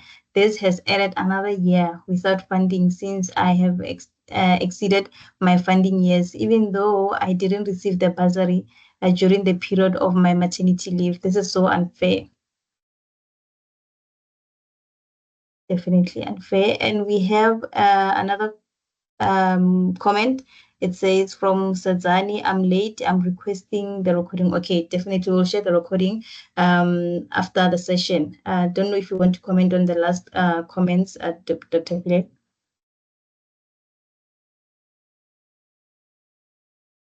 Sorry, I was talking without unmuting myself. Now, I think I was very happy when I was asked to do this session. I'm sure many of you can hear from my voice that this is something that really, it's really, I mean, I said at the beginning, it's something that's very close to my heart. It really is very close to my heart. And I think when I talk about the way I'm raising my daughter and the way I'm raising my son, I think these are the kind of things that we need to create awareness as well when it comes to, it starts in the home, right? It starts in the home. We need to start making the changes there, because remember, our sons become these men, that come into society and with these kind of notions of what they, as I said, what they think their role is, what they think a woman's role is, and what they think a woman's role in relation to them is. So we need to set the narrative right, right? And I know some of us, we came from homes where it was, very patriarchally driven, but we are living in a very different world. And it's something that we need to voice to not just our daughters, but to our sons as well, about, what it is in terms of seeing a woman not as somebody that's, they should be undermining, or, somebody that is lower to them in terms of whether it's mental capacity or whatever it is. It should always be where that person needs to be respected as a human being. So like what Prof. Nita was saying, we shouldn't be talking about exactly that. When we talk about gender sensitization, I think part of it is it needs to be gender neutral. We mustn't say woman leadership, or men's leadership. It's just leadership, you know. But it's going to be a long journey. I think it's going to be it's going to take, I would say, a few decades till we get there. But I think as women, and even as the men that support this, in terms of the sort of discrimination that women have to face, there are many men out there that also are advocates that want to take us to the goalpost. Basically, they want to be with us, taking us to that goalpost, and basically shunning. Where we are sort of seeing this sort of narrative coming from the men out there that, this subsect that think of women in the way that they have been socialized. So one of the recommendations I also made when it came to the STEM part of it was, specifically because my research was in engineering, I spoke about the soft skill part of it and about looking at, XR gives the universities the set thing to say, this is what your curriculum must look like, because it's obviously learning outcomes and that translates into what needs to be done in the workspace. But there's social dynamics that have male and female, both women and men have to deal with. Remember, going into a space now where they're previously men, it's also the thing of they've never worked with women. They don't know how to work with women. And they've always been told that women should be at home cooking, baking, making babies. So it's almost that, as I spoke about, when an organization is going through change, well, this is something else. We talk about, economically empowering people, but I think where we say women need to actually be empowered in that way as well. We need to have specific conversations only around that. And I think when higher education institutions as well, when we have our students coming in, I think it's a thing of textbook, and it's about, just use your practicals and you're getting your assessments done, and okay, right, you're sorted, on your way. There's not that deeper conversation that's happening that actually, helps them when they get into that space and how to navigate themselves. So yeah, I think, it's stemming from, I'd say, from the home, because that's where your first education actually happens, in your home. So we need to start breaking down those walls there. And it also translates into when you get into school, and then you have these teachers that are like, oh no, you're a girl, you shouldn't be doing STEM. Don't you want to do maybe something like teaching or something? Maybe something more in the arts. So we need to also break that. That's like a second tier. And then when you come to university, it's also there as well. And it filters into the workspace, right? Because the same people, if you start off from home to primary to secondary to tertiary to workspace, it's that same sort of timeline that people are going through, and it's those environments that they're exposed to, and how they actually become socialized, and how they emotionally regulate across those different spaces, right? So I think those are the things that, we can start to tinker at and try and look at how we create awareness and trying to sort of break down those barriers and, fix those gaps. So that's it from me. I think I love talking about this topic. I can talk to you all till tonight, but I do hope that you'll enjoyed it, and I hope that it is actually ignited some fire in you, right? Because this is the purpose of this, right? And I was using some strong language where I said we need to make noise, we need to roar, we need to find our voice and say what's right, as opposed to just trying to keep the peace. And I think that first step will be the first step towards, unraveling and maybe fixing most of the issues that we are having. Okay, so that's it from me, Koketsu. Unless if there's any other, I think there's a hand from Omo Wunmi Longe. Yes, I we hope I have pronounced your name a minute. correctly. Of- Okay, sorry. Thank you so much for your passion. Yeah, and I do. It does resonate with me, just like with every other woman in the group. But what I just want to suggest for all of us is that let's try to have one another's back, because if your sister is not so strong in research, and you can co-supervise with her to bring her up, or she's not co-strong in funding, you can co-apply with her to bring her up. I just want us, or whatever, let's just try to just have one another's back. I think if we do that, we will begin to narrow the gap between women in STEM and men, because men do this. Like men, it's as if they help themselves more than we help ourselves. So let's help ourselves. And if any woman is struggling, let them always speak out to someone who can assist. So I think there should be some women. Maybe there's something we need to create, something like women mentors, so that some could be mentors in funding, depending on your area of strength. Some could be mentors in research, depending on your area of strength. So that if any woman is struggling in one area or the other, they know who to consult. Okay, let me speak to Prof. Pele. She's strong in this teaching portfolio. For instance, when I had my teaching portfolio, it was a woman who sacrificed, for me. About 2 hours, we were on Teams together. She, Prof.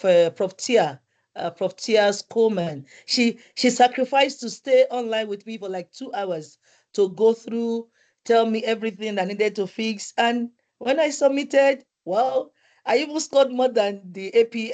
Even my mark was more than what AP is required to have. You understand, to pass the teaching portfolio. So let's have women that we can identify. I don't know how, Prof. Pile, you can take this further, and maybe we can create that niche and know each one strength of certain people, and they can be there for us to reach out to when we are having issues with one thing or the other as we progress in this journey. But what a great presentation. Thank you so much. Thank you so much for that. And yes, I absolutely 100% agree with you. We must have each other's backs. And I think the queen bee syndrome, we need to strike that off. If we want to succeed, and we want to be not just seen and heard, but we want to, be seen and heard in a meaningful way, then it starts with us as well. Because yes, we can talk about the past and everything, and I spoke about the social life. That is why I spoke about the breaking down. It's at so many different levels, but we also have a big role to play to say that I'm not going to sit back and I'm not going to have a victim mentality. I'm going to break that barrier. I'm going to shape the future that I want for me and I want for my kids, and for all other sisters and their kids, and whether it's male or female, but just to create a better world where you don't have this thing where each person has to feel, whether you feel less of yourself just because you're a woman, you're too afraid to say something in a boardroom because, let me not say it, even if you have the most brilliant idea, you're not going to say it because you've got all these things that are attached to you that's just sort of, it's like the star that you can't get off you, that's stuck on you. But it's the power is in us to actually break free of that. We can break the chains. We can do it. And as you said, rightfully so, if we also help our fellow sisters through that, it needs to be a chain reaction. And then we definitely will see progress. We won't see, it won't be just have to use the words as in, a modest progress or we seeing progress. It will be rapid progress. So thank you very much for that. I appreciate that comment from you. Thank you very much, Prof. Longe and Dr. Pillay. I'll just read the last comments from Chavo. The comment says, thank you so much. What an insightful session. As a PG Dep student who will go to the corporate world next year, this session was helpful and encouraging me to not give up. And another one from Megan says, thank you for the great presentation. Apologies, have to exit. Very insightful, and thank you, colleagues. Thank you very much. It shows that, we all enjoyed the session. We have, it's just 2 minutes beyond our time, but this just shows how, we are all enjoying the session, and, getting different experiences from different people is just very insightful. And thank you so much, Dr. Pillay, for this presentation. And we can definitely tell the passion that is in your voice when you're speaking about this topic.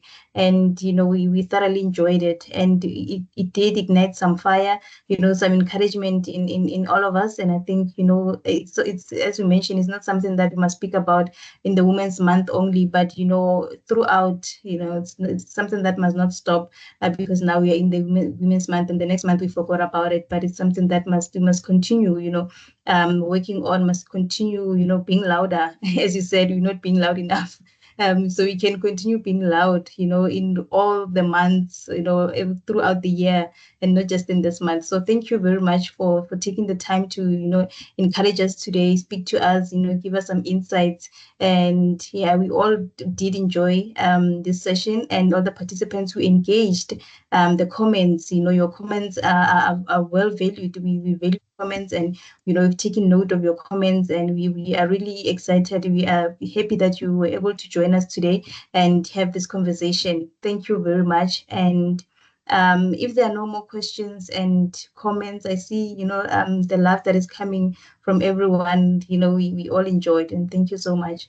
If there are no more questions and comments, then we can move to closing today's session. And we're gonna go to the weekend and enjoy our weekend, because we had like an afternoon session that was very beautiful, and we had a lot to take from this session. And any final remarks, Dr. Pillay?